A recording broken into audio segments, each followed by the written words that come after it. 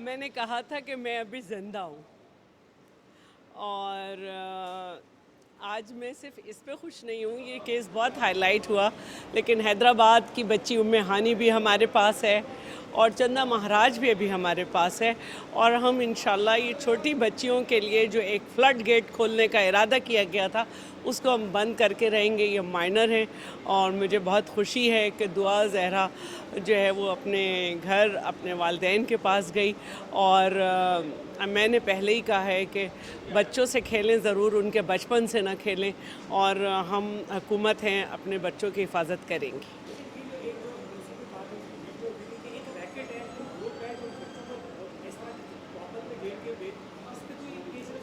देखिए ये काम अब हमारी फोर्सेस का, एजेंसीज़ का, सर्विसेज का है कि मैं आज भी इस बात पे कायम हूँ कि ये सिर्फ एक फैमिली का काम नहीं था, ये बहुत बड़ा कोई सिलसिला है, इसको बहुत संजीदगी से देखा जाए।